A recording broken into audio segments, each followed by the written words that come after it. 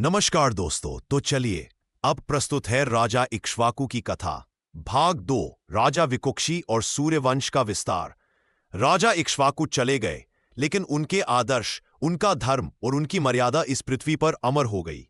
कहते हैं कोई राजा यदि सत्य और न्याय पर शासन करे तो वह युगों तक भुलाया नहीं जाता।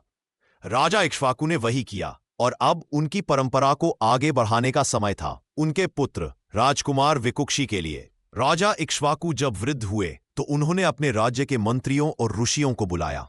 सभा में चारों ओर मौन छा गया। इक्ष्वाकु ने सूर्यदेव की प्रतिमा की ओर देखते हुए कहा, अब समय आ गया है कि सूर्यवंश की मशाल मेरे पुत्र विकुक्षी के हाथों में दी जाए। यह वही करेगा जो मैंने आरंभ किया, धर्म की रक्षा, प्रजा का कल्याण और सत्य का मार्ग। ऋषि वशिष्ठ ने आशीर्वाद दिया, हे विकुक्षी, तुम्हारे पिता की छाया तुम्हारे साथ रहे। राजसत्ता तुम्हारे लिए परीक्षा है, इसे सेवा का साधन बनाना, सुख का नहीं। विकुक्षी ने अपने पिता के चरणों में झुककर कहा, पिताश्री, मैं आपकी मर्यादा से कभी। राजा इक्ष्वाकु ने विकुक्षी का राजतिलक किया। पूरा अयोध्या नगर दीपों से जगमग हो उठा। सभी दिशाओं में मंगलध्वनि गूंज उठी। राज्य के लोग कहते थे, सूर्यवंश का दूसरा सूरज उदित हुआ है। राजतिलक के कुछ समय बाद ही विकुक्षी के सामने पहली परीक्षा आई। एक दिन राजगुरु वशिष्ठ ने कहा, हे राजन, शरद ऋतु आ चुकी है, अब विषुव यज्ञ का समय है। इस यज्ञ के लिए विशेष प्रकार का मांस चाहिए, जो केवल वन में जाकर शिकार करके लाना होगा। राजा विकुक्षी ने आदरपूर्वक कहा, गुरुदेव, मैं स्वयं वन जाकर यह कार्य करूंगा। वशिष्ठ ने कहा, राजन, यह कार्य तुम अपने पुत्र या सेवक को भी दे सकते हो। राजा ने सोचा, मेरे पिता वृद्ध हो चुके हैं, मैं स्वयं जाना उचित नहीं समझता। मेरे पुत्र शशक को भेजता हूं। राजकुमार शशक वीर था, किंतु हृदय में थोड़ा अहंकार भी था। वह अनेक सैनिकों के साथ वन में गया और कई पशु मारे।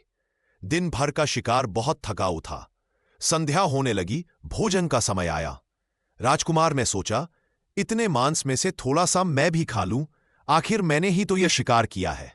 उसने एक टुकड़ा भून कर खा लिया, लेकिन वह नहीं जानता था कि वह मांस यज्ञ के लिए था और यज्ञ का मांस खा लेना अपराध माना जाता है। अगले दिन वह मांस लेकर आश्रम पहुंचा। गुरु वशिष्ठ ने दिव्य दृष्टि से जान लिया और क्रोधित होकर बोले, हे राजकुमार, तुमने जो किया है वह यज्ञ का अपराध है। जिस भोजन को देवताओं के लिए रखा गया था, उसे स्वयं खाकर तुमने अधर्म किया है। राजकुमार के शरीर से तेज चला गया और वह लज्जित होकर बोला, गुरुदेव, मुझसे भूल हो गई। गुरु बोले, अब यह मांस यज्ञ में उपयोग नहीं हो सकता। जाओ, तुम कुछ समय तक राज्य से दूर रहो। जब राजा विकुक्षी को यह समाचार मिला तो उन्हें बहुत दुख हुआ। उन्होंने अपने पुत्र को बुलाकर कहा, पुत्र, जब मनुष्य को सत्ता मिलती है तब सबसे पहले उसका विवेक परीक्षा में पड़ता है। तुमने केवल मांस नहीं खाया, तुमने मर्यादा तोड़ी है। शशक ने सिर झुकाकर कहा, पिताश्री, मुझे दंड दीजिए। राजा बोले, तुम अयोध्या से बाहर जाओ और अपने अपराध का प्रायश्चित करो। शशक ने वर्षों तक वन में तप किया। बाद में जब वह वापस लौटा तो गुरु वशिष्ठ ने कहा, अब यह शशक नहीं, शशाद कहलाएगा, वह जिसने अपने अपराध का प्रायश्चित किया। राजा विकुक्षी ने अपने पुत्र के इस प्रायश्चित से सबक लिया। उन्होंने निर्णय लिया कि राज्य में कोई भी व्यक्ति बिना धर्म के किसी कार्य को नहीं करेगा। उन्होंने एक अद्भुत व्यवस्था बनाई। हर गांव में एक धर्मसभा स्थापित की, जहां जनता अपने विवाद स्वयं सुलझा सके। उन्होंने कहा, राजा तभी बड़ा होता है जब वह अपने लोगों को न्याय करना सिखा दे। विकुक्षी ने कृषि, जल और बारात और पशुपालन के क्षेत्र में भी सुधार किया। नदियों पर छोटे बांध बनवाए, किसानों को बीज और हल प्रदान किए। राज्य समृद्ध हुआ। कहीं अकाल नहीं, कहीं युद्ध नहीं। लोग कहते थे, राजा विकुक्षी अपने पिता इक्ष्वाकु के समान धर्मनिष्ठ है। एक दिन सभा में एक ब्राह्मण ने प्रश्न किया, हे राजन, बताइए बड़ा कौन है, धर्म या धर्म का पालन करने वाला राजा? सभी मौन रहे। विकुक्षी मुस्कुराए और बोले, राजा बड़ा नहीं होता, धर्म बड़ा होता है। राजा तो धर्म का सेवक है। यदि राजा धर्म से ऊपर समझे खुद को तो उसका पतन निश्चित है। वशिष्ठ प्रसन्न हुए और बोले, हे विकुक्षी, तुमने वही कहा जो वेदों का सार है। यही कारण है कि सूर्यवंश अमर रहेगा। विकुक्षी के शासन के बाद उनका पुत्र शशाद राजा बना। वह भी अपने पिता के समान धर्मप्रिय और न्यायी था। शशाद के पुत्र हुए पुरंजय, जिन्हें लोग इंद्रवाहन भी कहते हैं क्योंकि उन्होंने देवताओं की सहायता कर असुरों को हराया था।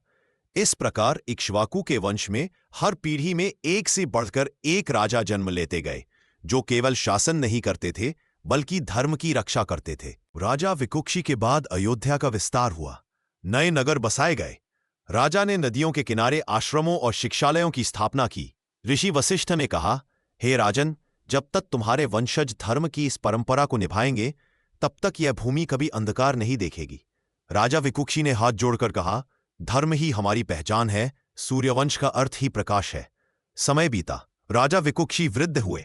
एक दिन उन्होंने सभा बुलाई और कहा, हे मंत्रियों, हे प्रजाजन, मेरा जीवन समाप्ति की ओर है। मैंने जो कुछ किया वह धर्म के लिए किया। अब मेरा पुत्र शशाद राज्य संभालेगा। राज्य के लोग रोने लगे। राजा ने मुस्कुराकर कहा, मत रो, जब तक सूर्य आकाश में है इक्ष्वाकु वंश का प्रकाश भी रहेगा। फिर उन्होंने गंगा तट पर ध्यान किया, सूर्यदेव को प्रणाम किया और योग के माध्यम से सूर्यलोक में लीन हो गए। राजा इक्ष्वाकु ने धर्म की नींव रखी। राजा विकुक्षी ने उस नींव को और मजबूत किया। युग बीत गए पर सूर्यवंश आज भी हमारे भीतर जीवित है, हर उस इंसान में जो सत्य, धर्म और मर्यादा के लिए खड़ा होता है। क्योंकि धर्म केवल प्राचीन ग्रंथों की बात नहीं है, धर्म वह है जो हमें मनुष्य बनाता है। इस प्रकार राजा विकुक्षी ने अपने पिता की परंपरा को आगे बढ़ाया और सूर्यवंश को नई दिशा दी। आने वाले भाग में हम जानेंगे कैसे विकुक्षी के वंश में जन्मे पुरंजय, अंशुमान, रघु और अंततः दिलीप जैसे राजा इस वंश को अमर बनाते हैं और कैसे यही वंश आगे चलकर मर्यादा पुरुषोत्तम श्रीराम तक पहुंचता है।